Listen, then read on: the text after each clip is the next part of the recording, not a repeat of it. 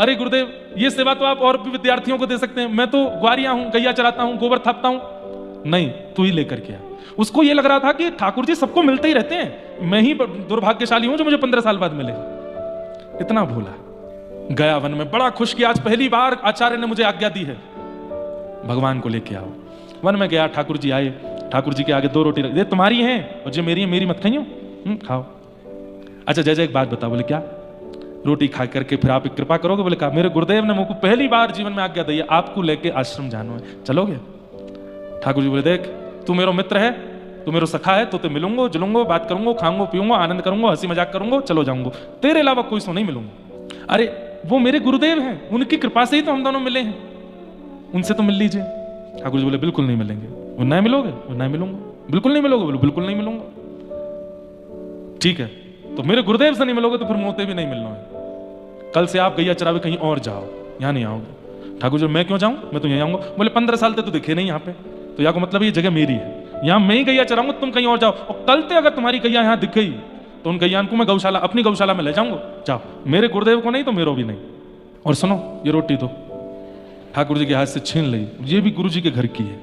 बंधु ने छीन ली रोटी, बोले अब नहीं मिलूंगा आपसे, और सब अपनी गैयाओं को घेर करके जाने लगा। ठाकुर जी बोले देख ले बंधु, मोते मित्रता करवे के काजे ब्रह्मादि देवता तरस रहे हैं और तुम मुझको छोड़ के जा रहा है। बंधु बोला ए ब्रह्मादि देवता कर लो याते मित्रता, मैं तो ना करूं, जो मेरे गुरु को नहीं वो मेरो नहीं। ब्रह्मादि देवता नहीं गुरु अपनो मित्र बनाओ, मैं तुम्हारा मित्र नहीं।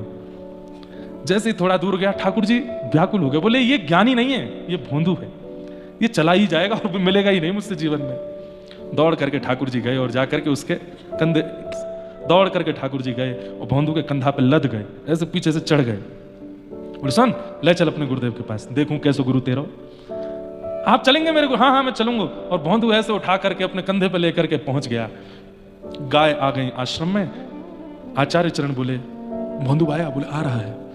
बाहर जाकर के देखा तो गायों के समूह के बीच में भोंदू, और भोंदू के कंधे पर लदे हुए मोर पिच्छ धारण किए हुए आहा कमल जैसे नेत्र श्याम वर्ण के श्री ठाकुर जी, दिव्य तेज प्रकट हो रहा है। देख करके आचार्य तो मूर्छित हो गए। जब होश में आए तो होश में आते ही भोंदू को प्रणाम किया।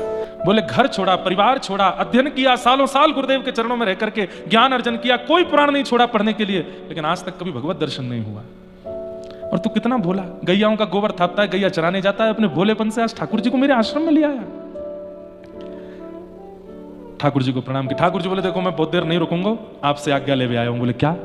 इस भोंदू को हम अपने धाम ले जाएं? आचार्य बोले मैं कैसे रोक सकता हूं। बस इतना कहते ही भोंदू के कंधे पर हाथ धर के ठाकुर जी अपने गोलोक धाम में उसको लेके चले।